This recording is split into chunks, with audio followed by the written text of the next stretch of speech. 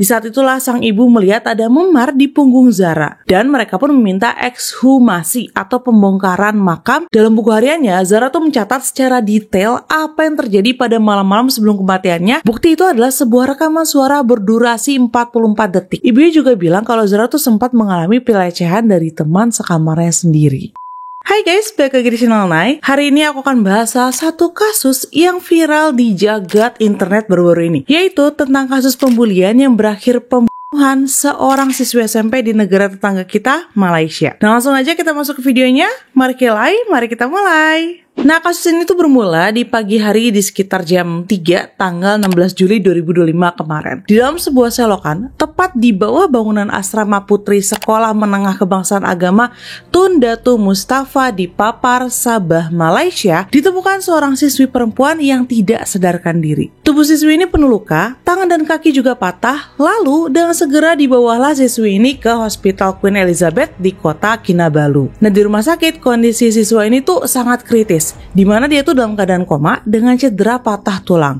Dokter mengatakan siswi ini tuh mengalami cedera otak traumatis berat atau severe traumatic brain injury yang menyebabkan, ini agak susah ya, encephalopathy hypoxia ischemic, yang artinya otak tuh kekurangan oksigen dan aliran darah yang cukup. Tapi dokter tetap mengusahakan yang terbaik untuk siswi ini. Cuma besoknya di tanggal 17 Juli 2025, dokter menyatakan fungsi otak siswi ini tidak lagi bekerja. Jadi kayak mati otak gitu guys. Lalu setelah keluarga berdiskusi, life supportnya akhirnya dihentikan dan siswi ini pun dinyatakan meninggal dunia. Nah, di lain sisi, selama siswi ini di rumah sakit kan pihak kepolisian baru menerima laporan sekitar pukul 8.16 pagi tuh ya, di tanggal 16 Juli. Lalu para polisi mulai nyari tahu lah siapa sih siswi ini, dan ternyata ketahuanlah kalau dia adalah Zara Koirina, seorang siswi Form 1 Sekolah Menengah Kebangsaan Agama Tun Datu Mustafa. By the way, Form 1 ini tuh kalau aku cari tahu ya, dia tuh level level 1 SMP di Indonesia gitu ya. Terus siapa sih si Zara ini? Oke, sekarang aku akan jelasin sedikit latar belakang dari Zara. Zara Koirina adalah seorang siswi yang masih berusia 13 tahun yang disayang oleh banyak orang. Dari cerita ibunya, Noraida Lamat, Zara ini adalah anak tunggal yang dikenal penurut dan dekat dengan keluarga. Dia tuh gak suka ngebantah anaknya, jadi lebih sering memendam perasaan sendiri. By the way, setelah kasus ini tuh ada salah satu video viral saat Zara masih hidup, dimana di video itu kalian tuh bisa lihat betapa semangatnya Zara bercerita tentang manfaat tinggal di asrama, dan kelihatan kalau Zara tuh adalah anak yang ceria gitu loh. Assalamualaikum warahmatullahi wabarakatuh. Hai kawan-kawan, nak tahu tak kehidupan dan kebaikan di asrama? Jom.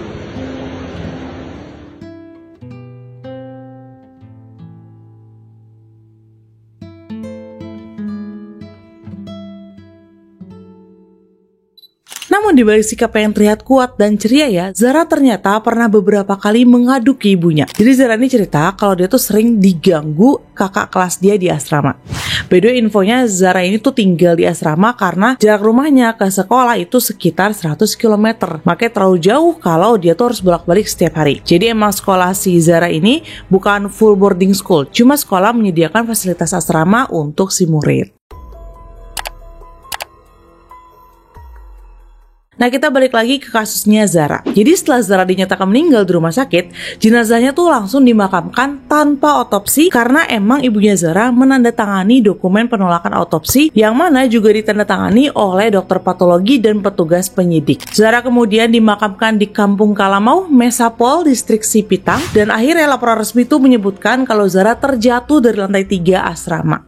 Makanya pihak berwenang berasumsi ya udah penyebab kematiannya tuh jelas akibat terjatuh. Udah naik kasusnya udah gitu doang? Belum, ini masih panjang, kalian lihat dulu di bawah ya. Jadi, keraguan tuh mulai muncul ketika ibunya Zara memandikan jenazah Zara. Di saat itulah sang ibu melihat ada memar di punggung Zara. Ibunya mikir, kok ini memarnya aneh ya, kayak bukan memar bekas jatuh gitu. Selain itu ya, barang-barang pribadi Zara juga dikembalikan ke keluarga tanpa pemeriksaan forensik. Dari situlah ibunya tuh mulai curiga. Ini jangan-jangan anak lu tuh gak sekedar jatuh aja gitu, ada sesuatu yang lain, karena aneh soalnya.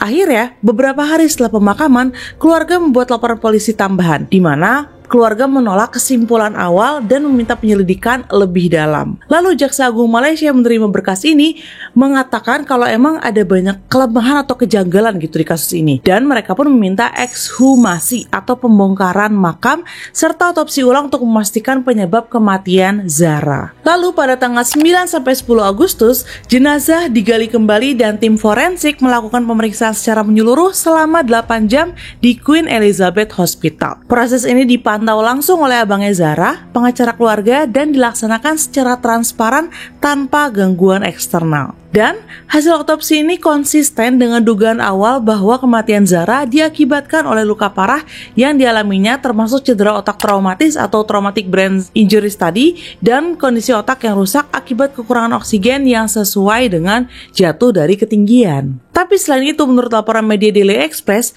setidaknya itu ditemukan 20-30 luka atau cedera pada tubuh Zara yang dicatat oleh ahli forensik selama otopsi tersebut. Dan semua penjelasan ini telah disampaikan langsung kepada Ibu Zara dan kuasa hukumnya. Nah, setelah semua proses otopsi ini selesai ya, jenazah Zara dipersiapkan untuk dimakamkan kembali, dan pada tanggal 11 Agustus 2025 sekitar pukul 1.45 dini hari ya, Zara dimakamkan kembali di Tanjung Ubi Islamic Cemetery, Sipitang. Nah, di sini mungkin ada yang penasaran juga kayak aku ya. Kenapa dari awal orang tuanya Zara tuh nggak melakukan otopsi?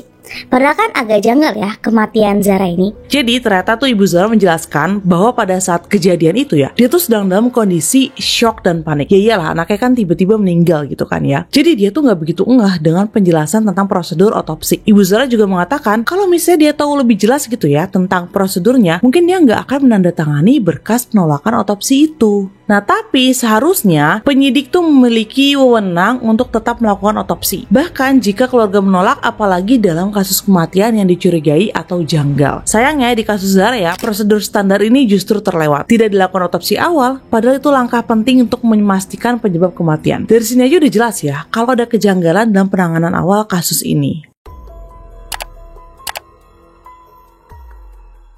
Nah, sekarang kita akan balik ke proses penyelidikan. Jadi polisi itu mulai memanggil saksi-saksi untuk dimintai keterangan. Total awalnya itu ada sekitar 60 orang yang diperiksa, mulai dari teman sekelas, guru, hingga petugas sekolah. Dari pemeriksaan ini mulai muncul fakta baru. Ternyata Zara diduga kuat menjadi korban bullying dari para seniornya di asrama. Tapi ternyata ya, nggak cuma itu aja yang bikin kasus ini terasa janggal. Kalau kita mundur di hari kejadian ya, tepatnya tanggal 16 Juli, ada hal aneh saat Zara ditemukan di selokan sekitar jam 3-4 pagi itu. Biasanya ya, di jam segitu banyak siswa atau siswi yang udah bangun untuk sholat tahajud. Tapi anehnya, nggak ada satupun yang dengar teriakan minta tolong. Nggak ada saksi mata yang melihat langsung, bahkan CCTV pun nggak ada. Sunyi banget pagi itu. Nah, hal inilah yang bikin banyak orang curiga. Jangan-jangan Zara tuh bukan jatuh sendiri dari kamarnya, tapi malah dijatuhkan atau dilempar gitu ya. Nah, akhirnya dengan semua kejanggalan itu ya, Kejaksaan Agung merintahkan inquest atau penyelidikan resmi oleh koroner untuk menyelidiki lebih lanjut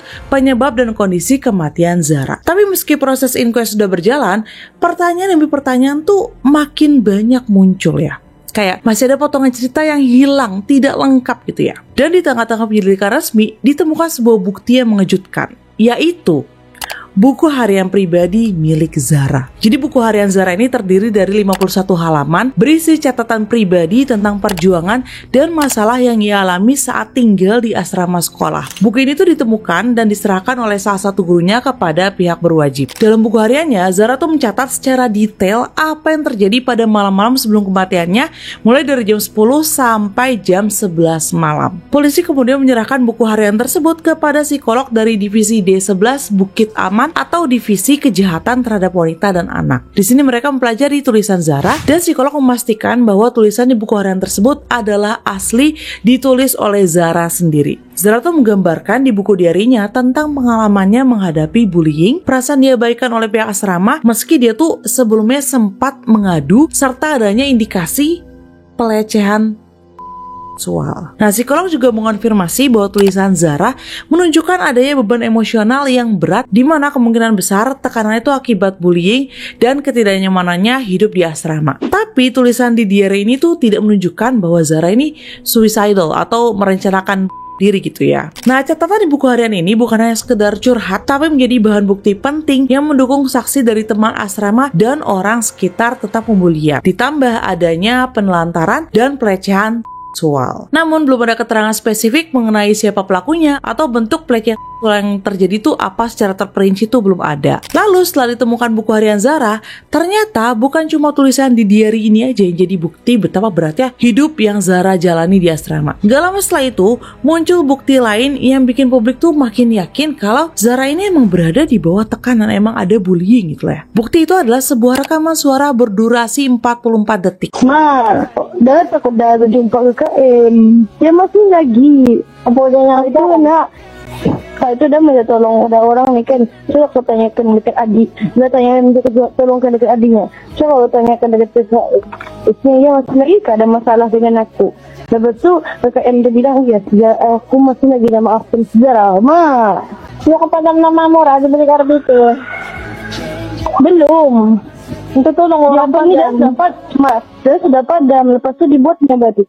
Ada lagi? Iya.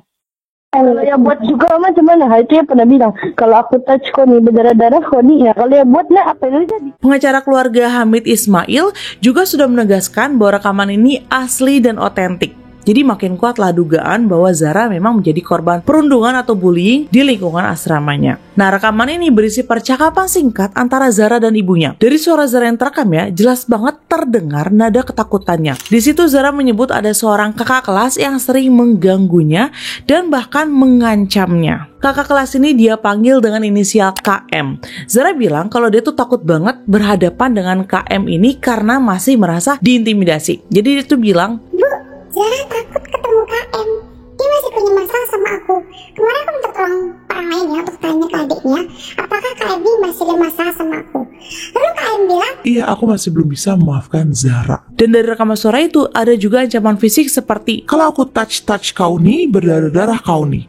Kalau dia bener-bener buat, apa yang jadi? ini aku nggak bisa ngomong Melayu ya, tapi kayak kurang lebih kayak gini ya. Dan tentu saja ancaman ini tuh membuat Zara takut, dan itu terdengar dari rekaman di mana nada suara itu ragu, takut, dan seolah memohon perlindungan. Di sisi lain ibunya tuh mencoba menenangkannya, namun tetap jelas Zara tuh udah merasa tertekan dengan situasi di asrama. Nah lanjut ya, setelah itu ada detail tambahan dari media The Vibes, di mana dari rekaman audio itu Zara tuh menjelaskan suatu ketika dia tuh pernah menghapus namanya dari papan ruang RBT di sekolah. RBT itu mungkin RBT ya, kayak nama ruangnya tuh reka, bentuk, dan teknologi RBT ya. Di ruangan ini ada semacam kayak papan tulis yang ada papan daftar list nama anak-anak gitu, nama-nama siswa. Nah Zara cerita kalau dia itu pernah ngapus namanya dari papan tersebut, mungkin untuk menghindar dari si KM tadi ya. Namun KM ini menuliskan kembali nama Zara di papan tersebut.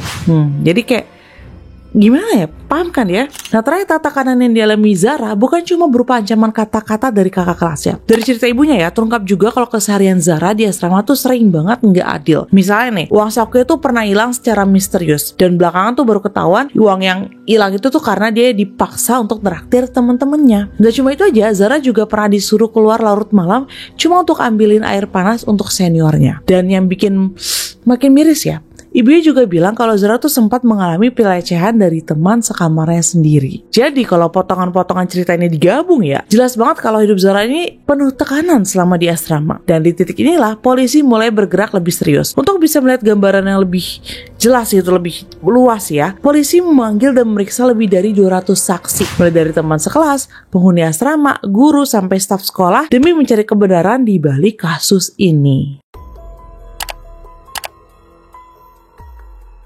Nah setelah penyelidikan panjang dan pemeriksaan saksi yang begitu banyak ya, akhirnya kasus ini tuh mengerucut. Nama-nama yang sebelumnya hanya disebut dalam rumor dan kecurigaan ya, kini tuh makin jelas posisinya. Di tanggal 18 Agustus, polisi kemudian menetapkan 5 siswi senior sebagai tersangka resmi. Mereka bukan lagi sekedar diduga, tapi sudah dihadapkan ke meja hijau dengan dakwaan melakukan perundungan atau bullying terhadap Zara. Pada tanggal 20 Agustus 2025, kelima siswi yang jadi tersangka akhirnya dibawa ke pengadilan anak kota Kinabalu, di mana mereka tuh datang sekitar pukul 8.25 pagi dengan mobil tahanan yang dikawal ketat oleh polisi. Di sana mereka tuh resmi didakwa dengan pasal 507C ayat 1 KUHP Malaysia, yaitu pasal tentang perbuatan menggunakan kata-kata yang menghina atau mengancam yang bisa membuat orang lain tertekan secara mental.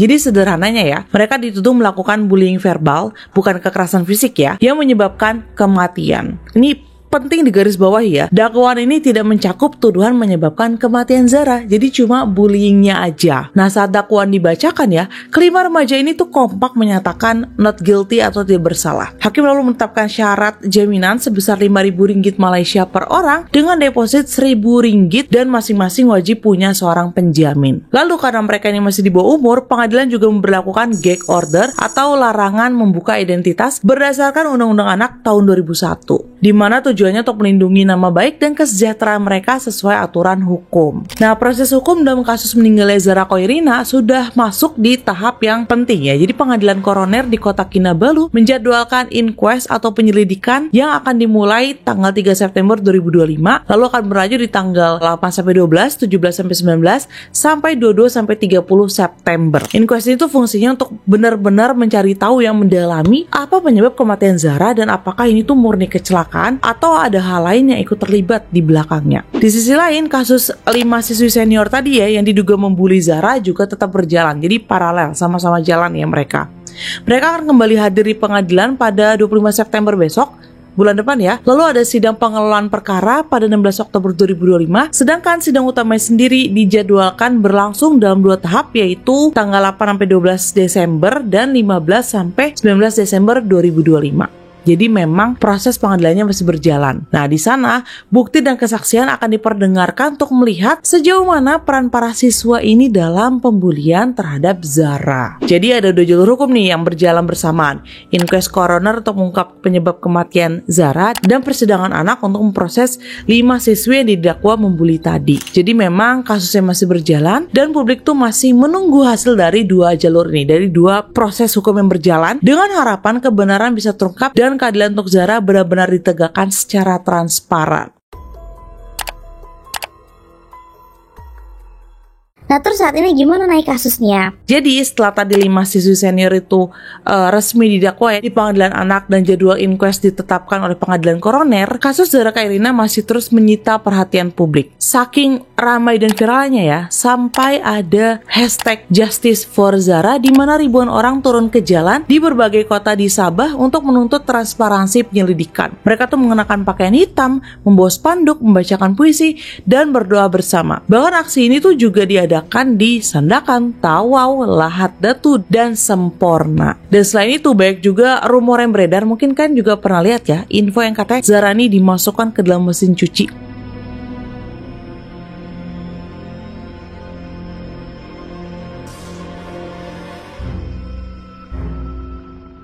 Polisi secara tegas menyatakan bahwa rumor ini tidak benar, hoax. Jadi jangan sampai kan kemakan berita yang salah ya. Bahkan seorang wanita berusia sekitar 39 tahun sempat ditahan di Rawang karena menyebarkan berita palsu ini. Tapi sekarang sih katanya udah dibebaskan dengan jaminan polisi. Dan ada juga tuh rumor yang bilang kalau kasus ini tuh ditutup-tutupin karena ada anak VVIP yang terlibat gitu ya. Tapi Perdana Menteri Malaysia Anwar Ibrahim menyatakan bahwa penyelidikan tuh akan dilakukan secara menyeluruh dan tidak ada pihak yang akan dilindungi. Gak ada yang namanya VIP-VIP itu ya. Beliau juga mengingatkan agar masyarakat tidak menuduh tanpa bukti. Jadi jangan sampai kan kemakan hoax yang salah di luar sana ya. By the way, FYI aja ya, Malaysia tuh baru aja memberlakukan pasal anti-bullying, yaitu pasal 507 di ayat 2 dalam KUHP yang efektif sejak 11 Juli, beberapa hari sebelum kasusnya terjadi. Jadi apabila terbukti ya Zara meninggal akibat bullying, para pelaku tadi bisa dipenjara hingga 10 tahun. Itu FYI aja nih, untungnya udah berlaku gitu ya. Di sisi lain, keluarga Zara, terutama ibunya ya, masih berada dalam kondisi duka yang mendalam. Beliau secara resmi mengajukan permohonan ke pengadilan koroner supaya dirinya itu diakui sebagai pihak yang berkepentingan dalam proses inquest. Artinya sang ibu dan tim pengacara itu bisa ikut hadir langsung di persidangan,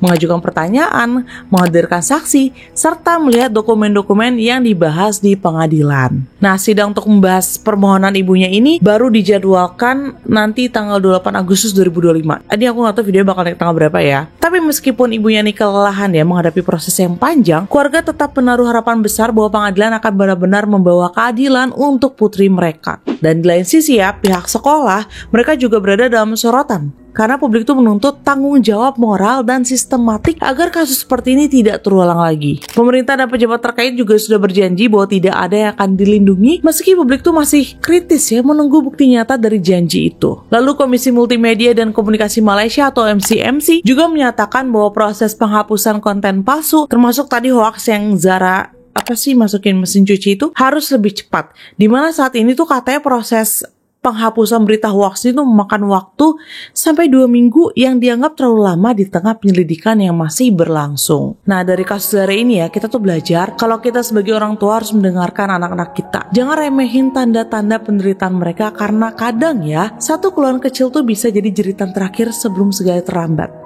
Justice for Zara. Semoga kebenaran segera terungkap dan tidak ada lagi anak yang menjadi korban dalam diam. Semoga Zara juga terima di sisi Allah Subhanahu wa Ta'ala dan keluarga yang ditinggalkan diberi kekuatan dan ketabahan. Nah itu dia gimana pendapat kalian tentang video hari ini? Tulis komentar kalian di bawah karena aku juga mau dengar pendapat kalian. Kalau ada info lain yang mau aku sampaikan karena kasus ini masih berjalan ya, atau ada request untuk next video bisa banget tulis di bawah atau di MG-ku @rahmatin atau TikTok @ceritain.9. Sekian video hari ini, semoga kalian suka dengan cara aku menyampaikan kasusnya. Kalau kalian suka pembahasan semacam ini, kalian bisa langsung subscribe di channel Naik karena Naik akan update tiap minggu bawain kasus-kasus menarik kayak gini. Dan ada juga kisah horor ya, insya Allah. Jangan lupa di like dan share juga biar Naik makin semangat bikin videonya. Dan sampai ketemu lagi minggu depan. Bye bye.